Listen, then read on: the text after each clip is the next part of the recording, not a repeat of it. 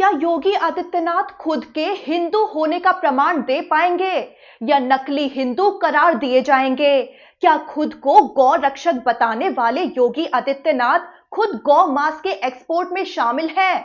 देश में पहली बार साधु संत समाज किसी मुख्यमंत्री का घेराव करके उससे निपटने की चेतावनी दे रहा है। दरअसल देश की राजनीति और धर्म की दुनिया में इस वक्त ऐसा टकराव देखने को मिल रहा है जिसकी शायद किसी ने कल्पना भी नहीं की होगी। पहली बार हालात ऐसे बने हैं कि एक शंकराचार्य सीधे किसी मुख्यमंत्री को खुली चुनौती दे रहे हैं, और वो भी कोई मामूली मुख्यमंत्री नहीं है बल्कि उत्तर प्रदेश के मुख्यमंत्री और खुद को हिंदुत्व का सबसे बड़ा चेहरा बताने वाले योगी आदित्यनाथ। ज्योतिर्मठ के पीठाधीश्वर शंकराचार्य स्वामी अविमुक्तेश्वर आनंद महाराज ने योगी आदित्यनाथ को 40 दिन का अल्टीमेटम दे दिया है। शंकराचार्य का कहना है कि योगी आदित्यनाथ 11 मार्च तक अपने हिंदू होने का प्रमाण दें, और इसके लिए सबसे बड़ा प्रमाण ये होगा कि सरकार गाय को राष्ट्रमाता घोषित करे और प्रदेश में गौ हत्या और गौ मांस के निर्यात पर पूरी तरह रोक लगाए। अगर ऐसा नहीं हुआ तो शंकराचार्य ने साफ शब्दों में कह दिया है कि वो अपने धार्मिक अधिकारों का इस्तेमाल करते हुए योगी आदित्यनाथ को नकली हिंदू घोषित कर देंगे। शंकराचार्य के इस बयान के बाद उत्तर प्रदेश की राजनीति में हड़कंप मच गया है। खबरें आ रही हैं कि लखनऊ के कई बड़े अधिकारी शंकराचार्य से संपर्क कर उन्हें मनाने की कोशिश कर रहे हैं। बताया जा रहा है कि मुख्यमंत्री योगी आदित्यनाथ तक सीधी पहुंच रखने वाले अफसर भी इस बातचीत में लगे हुए हैं। इस पूरे विवाद ने गंभीर मोड़ ले लिया है। शंकराचार्य के करीबी सहयोगी स्वामी गिरी महाराज ने बड़ा ऐलान कर दिया है कि 10 और 11 मार्च को देश भर के साधु संत लखनऊ यानी सीएम मुख्यालय का कूच करेंगे। उन्होंने ये भी कहा कि पहले योजना दिल्ली आकर संसद के सामने प्रदर्शन करने की थी, लेकिन अब फैसला लिया गया है कि पहले योगी आदित्यनाथ से ही निपट लिया जाए। उन्होंने साफ शब्दों में कहा कि योगी आदित्यनाथ ने शंकराचार्य का अपमान किया है और गौ रक्षा की आवाज उठाने वालों को दबाने की कोशिश की है। उन्होंने कहा कि इसीलिए हम सब अब लखनऊ कूच करने जा रहे हैं, क्योंकि पहले योगी आदित्यनाथ को निपटाना है। शंकराचार्य के करीबी स्वामी गिरी महाराज ने अल्टीमेटम देते हुए कह डाला है कि अगर योगी आदित्यनाथ 40 दिन के अंदर अपने हिंदू होने का प्रमाण दे देते हैं तो वही सभा उनके सम्मान की सभा बन जाएगी, लेकिन अगर वो ऐसा नहीं कर पाए तो शंकराचार्य की तरफ से अपने अधिकार का इस्तेमाल करते हुए योगी आदित्यनाथ को नकली हिंदू करार दिया जाएगा। हालांकि स्वामी गिरी महाराज ने यह भी कहा कि अगर योगी आदित्यनाथ अहंकार छोड़कर माफी मांगते हैं तो शंकराचार्य उन्हें जरूर क्षमा कर देंगे।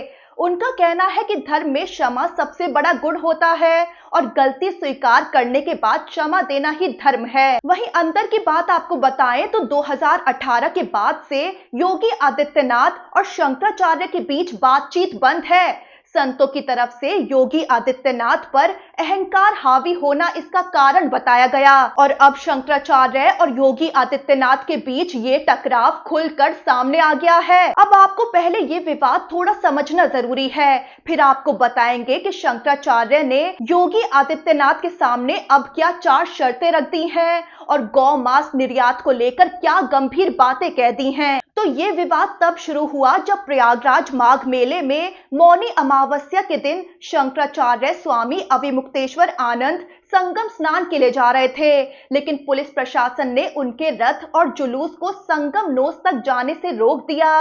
प्रशासन ने उन्हें पैदल जाकर स्नान करने की सलाह दी, जिसके बाद माहौल बेहद तनावपूर्ण हो गया। साधु संतों और पुलिस के बीच तीखी बहस हुई। कई वीडियो सामने आए जिनमें आरोप लगाया गया कि साधु संतों, ब्राह्मणों और बटुकों के साथ योगी आदित्यनाथ की पुलिस ने बदसलूकी की है। शंकराचार्य ने सीधा आरोप भी लगाया था कि ये सब कुछ योगी आदित्यनाथ के इशारे पर हुआ। घटना से आहत होकर शंकराचार्य माघ मेले में सड़क किनारे धरने पर भी बैठ गए। ये धरना 18 जनवरी से लेकर 27 जनवरी तक चला। उन्होंने साफ कहा था कि जब तक अधिकारी अपनी गलती के लिए माफी नहीं मांगेंगे वो स्नान नहीं करेंगे। लेकिन हुआ ये कि अधिकारियों ने माफी मांगने की बजाय शंकराचार्य को उल्टा नोटिस भेज दिया, जिसमें उनसे पूछा कि वो शंकराचार्य होने का प्रमाण दे। इतना ही नहीं, मेला प्रशासन ने उनके शिविर की जमीन रद्द करने और माघ मेले में आजीवन प्रतिबंध लगाने की चेतावनी भी दे दी। ये विवाद इतना बढ़ गया कि विपक्ष ने इसे शंकराचार्य का अपमान करार दिया। पूर्व मुख्यमंत्री अखिलेश यादव समेत कई विपक्षी नेताओं ने शंकराचार्य का समर्थन किया। आम आदमी पार्टी के सांसद संजय सिंह उनसे मिलने भी पहुंच गए। हालात तब और बिगड़ गए जब 28 जनवरी को शंकराचार्य बिना स्नान किए ही माघ मेला छोड़कर वाराणसी लौट गए। इसके बाद शंकराचार्य ने वाराणसी में प्रेस कॉन्फ्रेंस कर योगी सरकार पर तीखा हमला बोला। उन्होंने कहा कि जब उनसे शंकराचार्य होने का प्रमाण मांगा गया तो उन्होंने दे दिया, अब योगी आदित्यनाथ को अपने हिंदू होने का प्रमाण देना चाहिए। उन्होंने कहा कि असली हिंदू वही है जो गौ रक्षा करे। शंकराचार्य ने बड़ा आरोप लगाया कि उत्तर प्रदेश में गौ मांस का सारा निर्यात भैंस के मांस के नाम पर होता है। बिना डीएनए परीक्षण के इसकी आड़ में गौवंश काटा जा रहा है। आपको बता दें कि देश में भैंस के मांस का सबसे बड़ा उत्पादक उत्तर प्रदेश है और यहीं से मांस का बड़ा हिस्सा विदेश में भेजा जाता है। भारत में गाय के मांस का निर्यात प्रतिबंधित है, लेकिन शंकराचार्य ने अब बड़े आरोप लगा दिए हैं कि योगी सरकार में भैंस के मांस के नाम पर गौ मांस का निर्यात हो रहा है। वहीं शंकराचार्य ने अब रामभद्राचार्य समेत कई धार्मिक व्यक्तियों पर भी निशाना साधते हुए उन्हें नकली हिंदू और पाखंडी तक कह दिया है। उन्होंने कहा कि ऐसे सभी लोगों को वो बेनकाब करेंगे। वहीं शंकराचार्य ने अब संगम स्नान के लिए 4 बड़ी शर्तें रख दी हैं। पहली, मौनी अमावस्या पर अभद्रता करने वाले अधिकारी लिखित में माफी मांगे। दूसरी, साधु संतों पर कार्रवाई करने वाले पुलिसकर्मियों पर एफआईआर दर्ज हो। तीसरी, गाय को राष्ट्रमाता घोषित किया जाए। और चौथी, चारों शंकराचार्यों के स्नान के लिए प्रोटोकॉल तय किया जाए। अब सबसे बड़ा सवाल यही है, क्या योगी आदित्यनाथ शंकराचार्य की शर्तें मानेंगे? क्या खुद के हिंदू होने का प्रमाण देंगे?